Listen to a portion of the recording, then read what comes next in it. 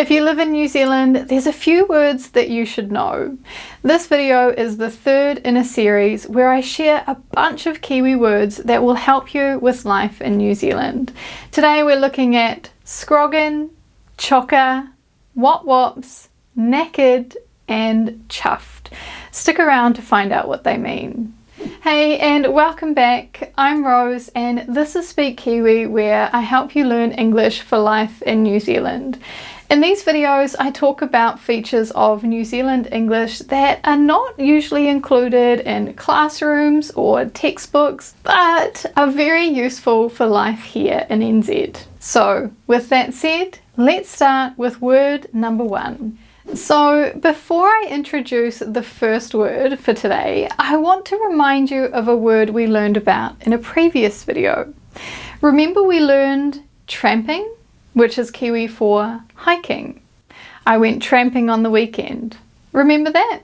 Anyway, if you do have an opportunity to go tramping out here in NZ, there's a good chance you'll also hear our first word for today while you're out there. Scroggin, which is the name of this. Scroggin is what we call a mix of dried fruit, nuts, seeds and other snacks. Usually we'll eat scroggin when we're out tramping, right? It's high in energy, easy to snack on and easy to fit in your pocket. In other countries it's called trail mix, but to us it's scroggin. Some people like to make scroggin by themselves, buying a variety of different snacks and mixing it up in a bag, but you can also buy it at a supermarket. Regardless, scroggin is a staple snack among trampers, campers and outdoor adventurers all over the country, so it's a good word to know.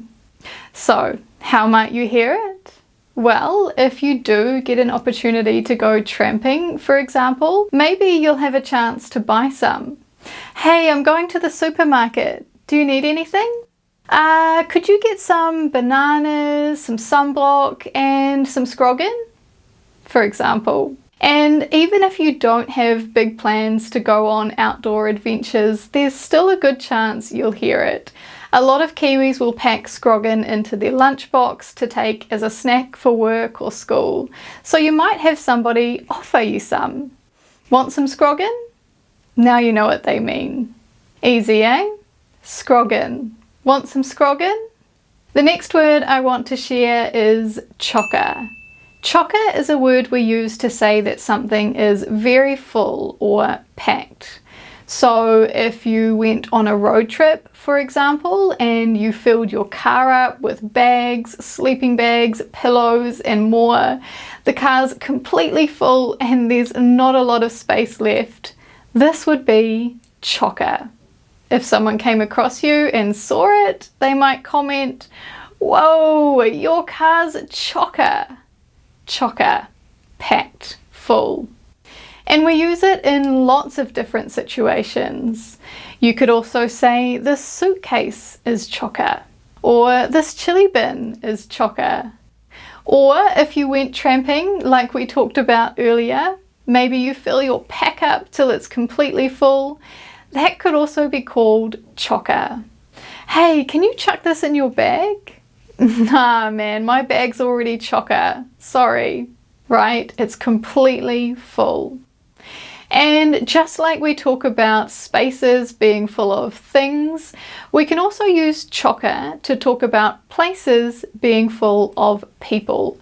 In other words, to say that a place is crowded. Like a concert or a party. Were there many people at the party? Oh yeah, it was chocka. Right? It was crowded. There were heaps of people there. And we could use this structure to talk about all sorts of different places. A restaurant or bar, a shop, the supermarket, a sports stadium, wherever. And speaking of sports stadiums, let's look at an example of a real life context where someone says chocka.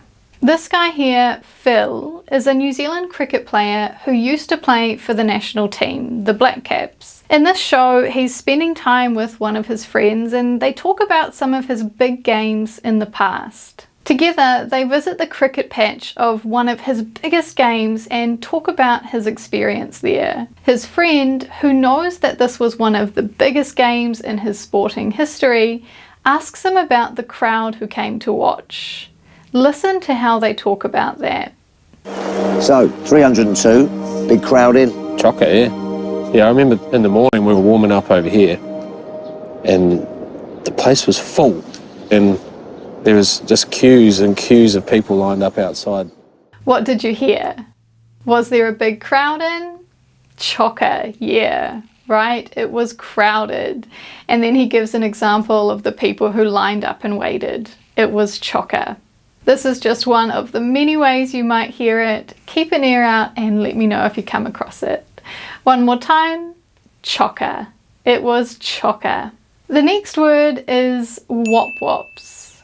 So Wop Wops, or Wops for short, is a word we use to talk about a type of place. And we usually use it when talking about where someone or something is. So for example, he lives out in the Wop Wops. When I say this, what I mean is that he lives in a place like this, or this, or this. Wop Wops isn't actually a real place. Instead, it's more the idea of a type of place. And as you can see in these pictures, Wop Wops describes a place that is out in the countryside, far away from towns and cities, is very remote, very isolated, very rural, right? We're out in the country. Some people live out in the Wop Wops, but you'll notice that there's not a lot out there. No shops, no restaurants, not a lot of buildings or people really at all, right? The houses are completely surrounded by farmland or the bush. This is what we call the Wop Wops. A similar English expression is middle of nowhere. So he lives out in the middle of nowhere is the same as he lives out in the Wop Wops. When we say this, we mean he lives far out of town somewhere, out in the country. I don't really know where, but it's out there, right? He lives in the Wop Wops. As we've seen in our first example here, we often use it to talk about where someone lives, but you might hear it in a few other ways too. Like, where did you go camping? I'm not sure exactly. Somewhere out in the Wop Wop somewhere. I think it was like an hour north of Rotorua. Right? We get the idea that it was somewhere rural, isolated, away from towns and cities. We're not sure exactly where, but we get the idea. Out in the country. Or maybe if someone gets lost. Help! I've taken a wrong turn and now I'm out in the Wop Wop somewhere. I can't find my way home, right? We don't know where they are, but we get an idea of the type of place. Anyway, for the most part, you'll probably hear it talking about where someone lives. So let's look at that again, this time with an example from TV. Here we see a couple of friends having a coffee at a cafe in Auckland, and they're talking about a mutual friend. Their friend, called Kev, has recently left Auckland and moved out into the countryside somewhere. I'm not sure where, but they talk about it in this scene. Listen to what they say. Hey, is it true Kev moved to the Wops with Amanda? Notice that? Is it true Kev moved to the Wops? Is it true Kev moved to the middle of nowhere? This is a great example of how we use it in conversation. So, once again, Wop Wops. He lives out in the Wop Wops. Next, knackered. Knackered is a word we use to say exhausted, really, really tired. Knackered. So if you've been out at work all day, for example, and then you go to the gym, and then you do some grocery shopping, and then you come home and cook dinner, and then maybe do some homework. Finally, at the end of the day, you sit down on the couch and you say, oh my God, I'm knackered. I'm exhausted. Knackered. Now, this word is actually quite common in the UK, so it's not just a New Zealand word, but I share it because Kiwis use knackered a lot. And this word can be a little confusing if you're not familiar with it. If you haven't learned the word knackered before and you hear someone say, "I'm knackered," it could be easy to think they mean something else. But now you know, right? I'm knackered and I'm naked mean two very different things. Anyway, as I said before, Kiwis use it all the time. After going for a run or going hiking, after a long day at work or a night out drinking even, often you'll hear Kiwis say, "I'm knackered," which now you know means I'm exhausted. And if you find the difference in the pronunciation of these two words a little tricky to catch, pay attention to context clues instead, right? Often listening to the topic, the thing that people are talking about, tells you a lot more about which word they want to say. Anyway, one more time, knackered. I'm knackered. And finally, the fifth word I want to share today is chuffed. Chuffed is a word we use to say that we are feeling very pleased or very happy, usually to say we're feeling good after something good happens. Chuffed. Like, for example, if you win a game or a competition. "Oh man, I'm chuffed," right? Or if you get a really good grade on an essay or an exam. "Oh, I'm really chuffed about my exam result." In other words, I'm pleased, right? I'm chuffed. Now, like knackered, chuffed is also a word that we share with the UK, but I share it with you again because Kiwis really like to use this word, so it's a good one to memorize. Let's look at another example, this time from New Zealand TV. Listen here as this guy, Jesse, talks about a romantic date he's just shared with Lily.